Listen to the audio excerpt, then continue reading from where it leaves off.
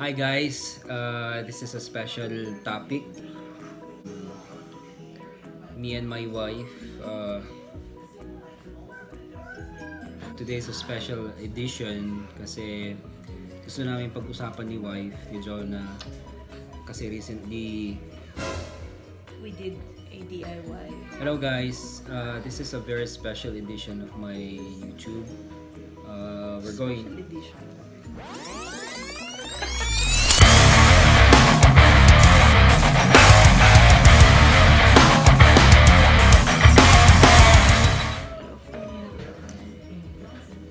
Hi guys, it's me Zandro and I'm with my wife Jonah and our bunsoy Zane.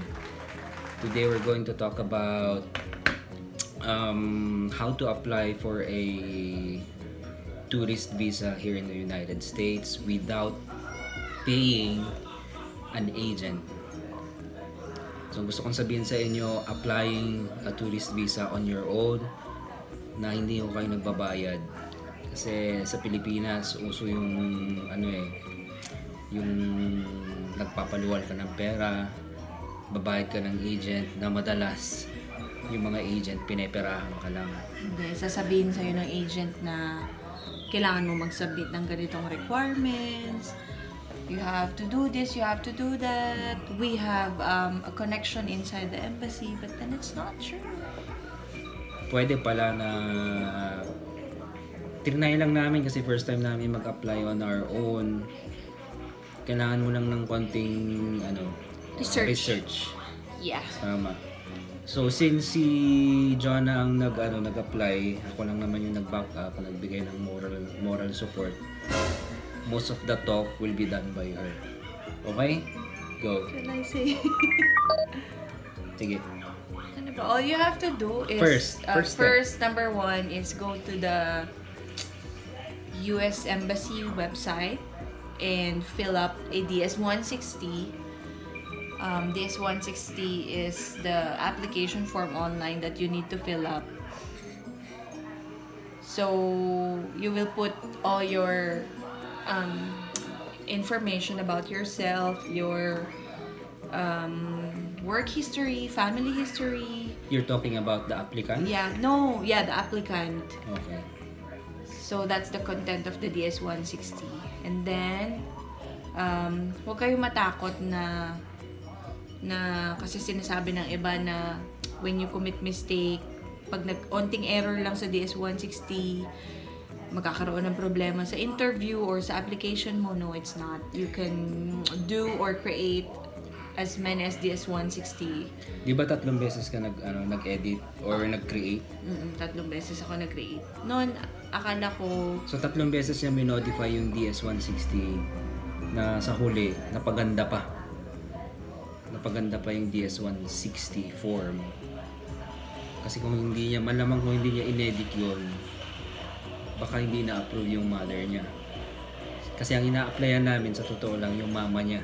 So that's my mother-in-law na wala pang work history yun. Never ho siyang nag-work sa Philippines. But she is currently a volunteer. Ito pa, oh. Andun po. A volunteer church leader. So, yun yung nilagay ko sa DS-160 niya. So, yeah. Fill up a DS-160 and then after that, you have to submit it. And then after submitting, you will need to pay your visa fee sa BPI. You just have to... BPI, Bank of the Philippine Islands? Yeah, Bank of the Philippine Islands. How? Paano steps? Just go there. You have to print. Meron silang parang resibo na ipiprint mo online. Parang everyday nagpapalit yun kasi yung resibo may validity. Parang this receipt is only valid for a week or for 2 weeks. Tapos, bring mo yon sa BPI, attach your confirmation sa DS-160. When you submit it, you will receive a confirmation number. Tapos, give it to them. And then when you pay, I think the payment is $160. The cost is $160. So, that's around 8,600 pesos. And then, after paying, they're gonna give you a receipt. And then, you can book your appointment na. Pag nag-book ka ng appointment, magka-create ka ng account sa US Embassy site. Then, I think you will put all the link here. Yeah. Ilalagay ho namin yung link sa ilalim kung paano ho mag-fill up ng form sa ang website. Kasi there are so many websites. Pero mas maganda yung sigurado yung legit. Kasi you're gonna put in very sensitive information in there. Kailangan makapunta ka sa tamang website. And then, susunod, After paying, yun, they said you have to book your appointment at least 3 months before ng gusto mong date ng interview mo. So, like for my mom, she had her interview July 23. So, 3 months before, nagpabook na ako ng appointment niya. Inayos ko na lahat. And then, so yun. During the interview date naman, on the interview itself, may nakalimutan akong tanongin nung interview date. Naalala mo na yung interview tayo doon, may mga naglatag ng upuan doon. Umupo ba siya doon? Nagbayad siya? Sa interview? Hindi. Pumila ka lang. Sa labas kasi ng embassy, merong mga nagbi-business doon. Alam mo na pag Pilipino. Mag-ingat po kayo sa mga negosyante doon sa labas ng embassy. They will rip you off. Talagang gugulangan kanila. Yeah. Merong mag-o-offer doon ng mga chairs. Kasi magbubukas yata ang embassy around 9. Hindi, earlier. Kasi may interview na ng 7 a.m. So may maglalatag doon ng mga upuan, ipipila nila yon, o-offer nila sa inyo. Then sa huli, sisingilin ko kayo ng tig 20 or 25 each. Na hindi pa kayo nakaupo ng 5 minutes doon, ipapasok na kayo sa loob. Diba? Hindi nyo kailangan yun. Pangalawa is yung cellphones ninyo. No cellphones, no gadget. Smartwatch, they don't allow it also inside. Correct. Although, pwede naman siguro pagkatiwalaan yung mga vendors sa labas. But it will be better if sayang ibabayad din nyo eh. bring it. Mas maganda na lang na iwanan sa kakilala, or better yet, don't bring any phone or valuables during the interview. Okay? Yep. And then, sa interview naman, tips sa interview. Actually, what I did is, I search a Facebook page. Nag-try lang ako mag-search ng Facebook page about tourist visa, and I found out one particular Facebook page na doon, lahat ng members doon are trying to apply for US tourist visa. They're trying to make DS-160. They have questions with their DS-160. So, lahat doon makakakuha ka ng tips, ideas. Kasi nagsisharean yung mga tao ng ideas doon what to do. So, what I did, what do you call this? So, it's an interactive page. Yeah. Maraming nagsishare doon ng mga information na kahit yung mga maliliit lang na informasyon na makakatulong sa interview. Yes, ng I joined the Facebook page and it really helped me a lot. So, ang ginawa ko rin, yung mom ko mag-interview, ginoin ko rin siya doon sa Facebook page na yon. At least nababasa niya lahat ng mga experiences ng mga nagpupunta sa interview, yung mga possible questions. So, from there, 3 months prior to her interview, at least, meron na siyang idea on what to expect during the interview. So, ito na nga. Interview ni Mama is July 23 at 9:15 a.m. And, yun nga, kung ano yung nakita namin dun sa Facebook page, lahat ng experiences share nila. Share mo sa kanila kung ano yung mga tinanong. Yeah. She was only given 5 questions. First question is the purpose of your visit. She said she wants to visit my daughter and my grandchildren and my son-in-law. Second question was which part of the US would you want to visit? She said, I want to go to California. For how many days? Nilagay ko dun sa DS-160 for 15 days only. Sabi nila, mas maganda na ang ilalagay mo doon is less than a month or days lang. Para iisipin nila na hindi ka mag-work doon, talaga magbabakasyon ka lang. So, I put 15 days. Sinabi niya 15 days. And then, after that, What was the fourth question? Who will pay? Who will be your sponsor? So he will be the sponsor of this trip. And then what is his work? Ako ang sponsor kasi si wife hindi pa ako nag-work. Yeah, I have to take care of the kids. So, very critical ho yung magkano yung annual income ng sponsor. Kasi titignan nila yon. Kung makikita ho nung consul na you're not capable of providing as a sponsor, malamang sa malamang made-deny yung application ninyo. So, nakita nila na kaya ko namang mag-provide sa lahat. Kaya siguro na-approve. Ano pa? Yes, and then, pang ilan na ba ako? Fifth question about her work. She's not employed, as in yung sumasahod. Ang work ni Mama is, she's a volunteer church leader. So, tumutulong siya sa church. Ang nilagay ko doon is, she's a volunteer nga, church leader, and she don't have any salary. So, may i-click kasi doon na when it comes to salary, pwede mo i-click yung does not apply, meaning to say, wala kang sahod. And then, after that, what does she do sa church? So, ano yung mga responsibilities niya sa church?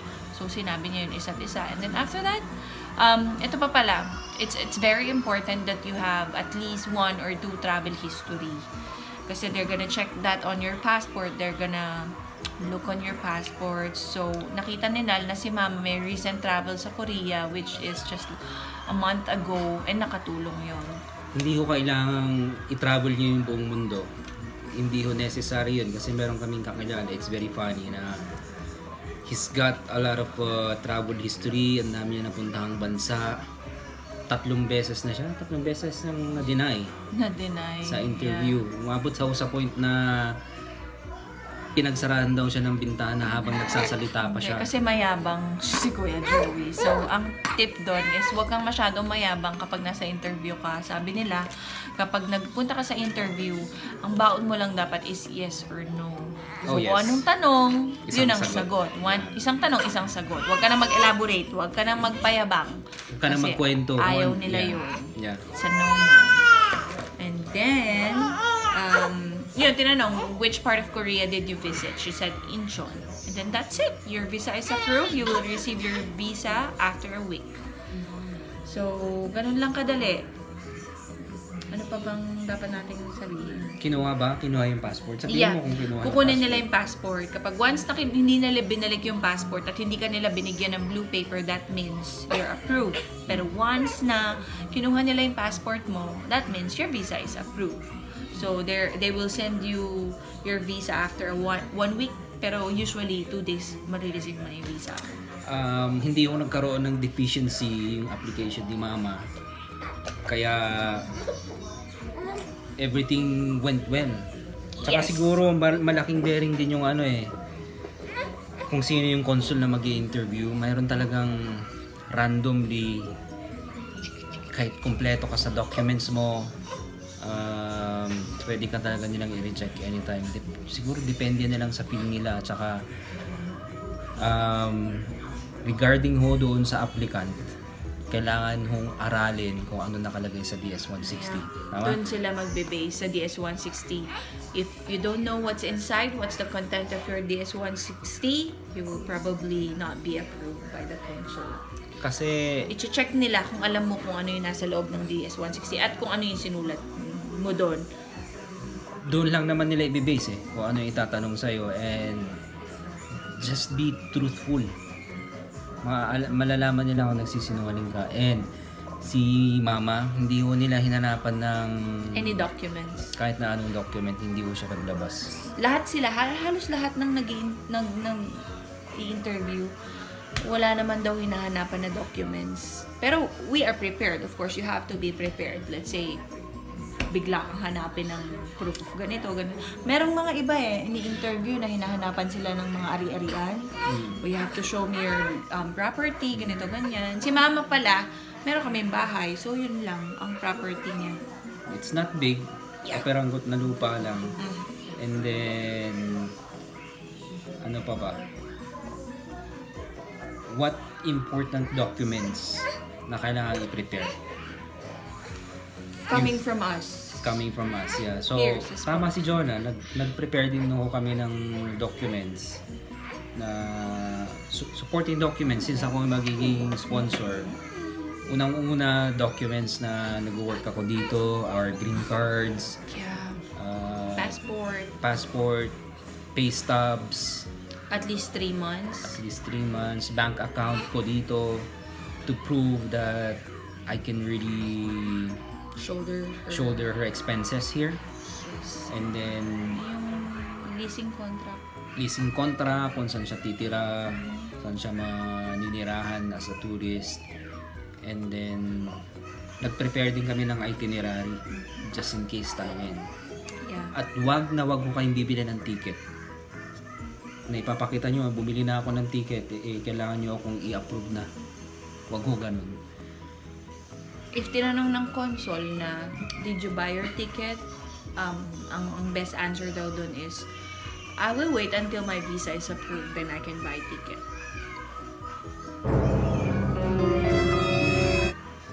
And then, ano pa, meron ako naisip na tip. Suot. Susunod na pag-usapan natin ano bang dapat nating suotin during the interview. Hindi ho natin kailangan maging magarbo. Don't use strong perfumes. And ano ba suot ni mama mo? Naka-short pa. Shoropan. Ano tawag dito? Wala. Wala? Wear Wala wear any comfortable clothes. Sabi nila magdala ka ng jacket. Oo, kasi malamig, air condition sa loob. But wear anything comfortable, wear anything. Siyempre, kailangan mo komportable ka para komportable ka. Baka maong ba siya, no? Sumasagot. Hindi, leggings lang ata. Pinasuot ko siya doon and manipis na polo. Tapos nagdala na lang siya ng denim jacket. So, kailangan simple lang. Hindi mo kailangang Bumorma. Hindi mo kailangang gumastos, hindi mo kailangang magsuot ng mga alahas. Magmumukha ka ng may hepatitis. Galing Saudi. Simple lang. Oo, tapos just be presentable, confident, and one thing more, when you go for your interview, just don't lose your eye contact sa consul. Because doon malalaman kung sincere ka sa sinasabi mo. Tsaka, in addition to what she's telling, samahan mo na rin ng konting dasal. Yeah. Not konti. It's all about prayers. Kasi siya pa rin na magde-decide kung ipapasa kanya o hindi. Kasi, I just wanna tell them lang, my mom, before we applied her tourist visa here sa US, she got denied 3 times sa Canada. Yes. So that means it's not for her. US is for her. Yeah. It's his plan, not ours. Minadali kasi dun sa Canada kung ano lang maisipang mailagay dun sa form, hindi pinag-aralan. So pinilit, paulit-ulit hanggang sa na-deny. Dito sa US, pulido. Medyo pulido kasi medyo mahal din yung binayaran namin, $160. Ay, pati si sister ko sa Canada. We even, get an agent. She paid $17,000.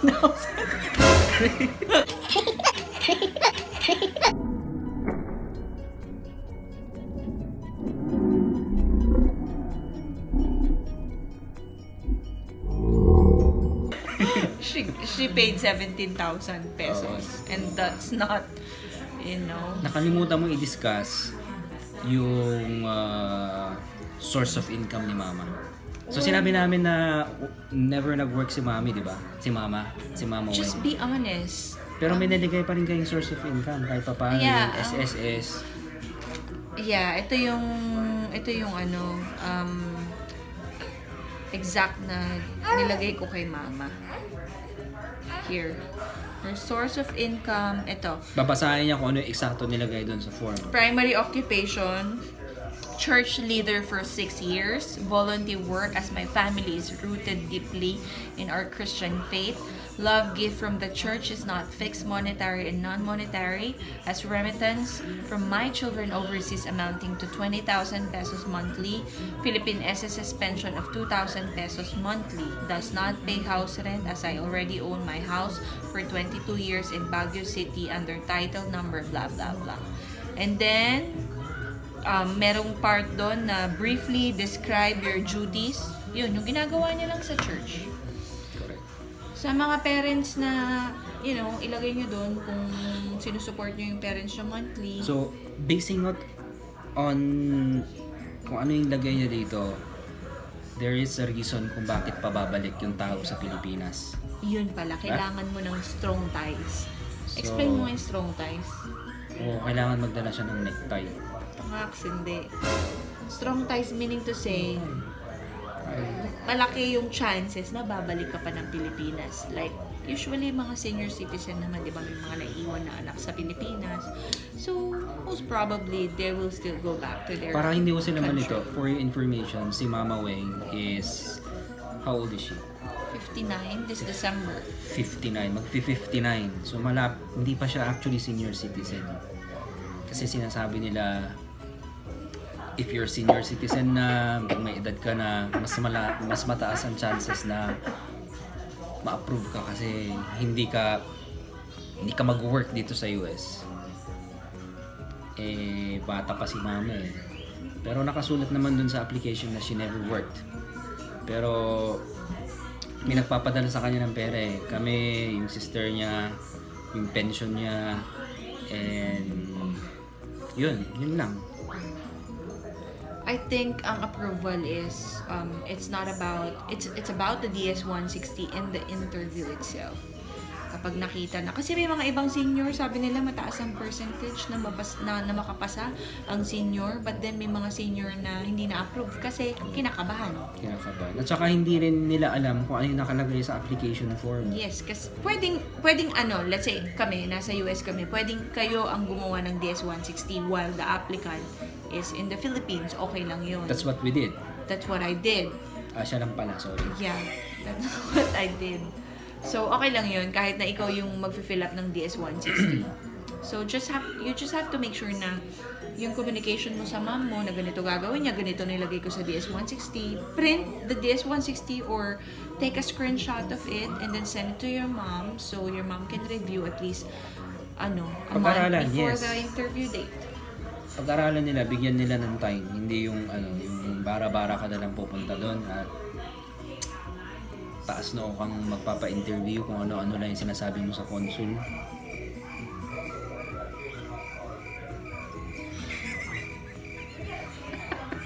Nakatulog sa boses natin. Sorry, baby. Okay, go sleep na. Yun lang. Ano pang closing remark mo? If you guys have questions, you can just... Pwede nyo akong i-PM or pwede kayo PM mag-comment lang dito sa video na to. And we're gonna post some important links kung saan yung makukuha yung DS-160 form. Lalagay namin yung link sa ilalim. And ano pa ba? Sa lahat na mag-a-apply, tiwala lang, konting dasal at saka just be yourself. Yeah, diba? don't think na it's impossible to get a US visa if you're not rich, if you don't have properties, if you don't have a good bank account. Oh, hindi. Bank account. Ilan na laman ng bangko ni Mama? It's only 150,000.